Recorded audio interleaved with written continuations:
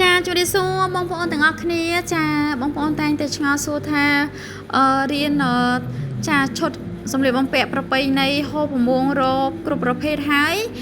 តាមមានថែមកៅអៅធម្មតាហ្នឹងកៅអៅធម្មតាបែបម៉េចទេបងប្អូនណាចាកៅអៅធម្មតាគឺមានកៅអៅស្លៀកប្រចាំថ្ងៃដូចជាខោកស៊ូខោរៀង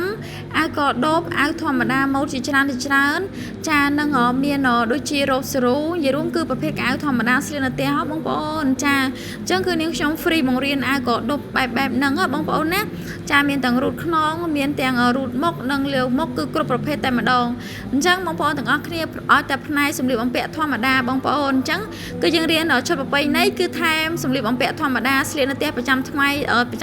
បងប្អូនធ្វើការរាល់ថ្ងៃហ្នឹង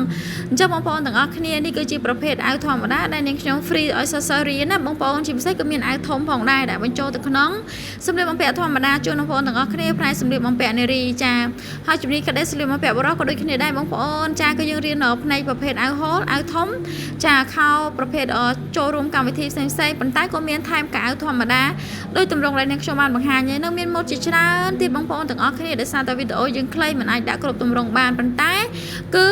ម៉ូដពិសេសជាច្រើនគឺយើងថែមនៅក្នុងសម្លៀកបំពាក់កៅអៅញ៉ាំការគឺថែមកៅអៅធម្មតាបងប្អូនណាចាហើយនេះគឺជាប្រភេទអាវកាក់ចា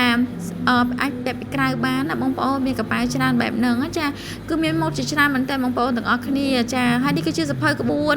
ជូនបងប្អូនទាំងអស់គ្នាចាសម្រាប់បងប្អូនទាំងអស់គ្នាដែលបានចុះឈ្មោះចូលរៀននៅក្នុងហាងផ្ទាល់គឺនាងខ្ញុំ free សភៅក្បួនកាត់សម្លៀកបំពាក់បុរសដែលមាន34ម៉ូដ84ថ្ពក្បួនកាត់សតចាសម្លៀកបំពាក់នារីមាន100ម៉ូដក្បួនកាត់សំពត់មាន30ម៉ូដជាងក្បួនកាត់អាវមាន60ម៉ូដជាងគឺ free ជូនបងប្អូនទាំងអស់គ្នាហើយនេះវិញដែរបងប្អូនទាំងអស់គ្នាគឺជាប្រភេទសភៅសាយចាសាយបុរសសាយនារីសាយ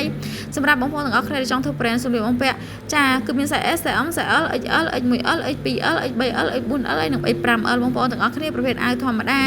អាវញ៉ាំការចាឬក៏អាវហូលឬក៏អាវធំឬក៏អាវធម្មតាបុរសនារីហ្នឹងគឺមានសភៅសាយនៅក្នុងហ្នឹងជូនបងប្អូនទាំងអស់គ្នាណា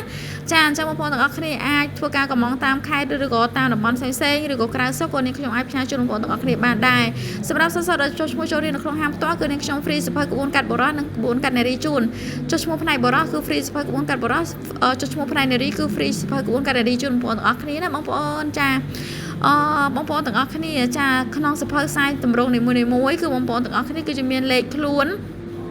ទំហំត្រង់ចង្កេះត្រគាកស្មាសន្ទះមុខសន្ទះក្រោយសម្រងរៀងចាសម្រងសម្ពត់សម្រងអាវសម្រងរ៉ូបគឺមាននៅក្នុងទម្រង់នេះដែរគឺមានទាំងប្រភេទຂະຫນាត់កៅធម្មតាក៏មានដែរចាអរគុណ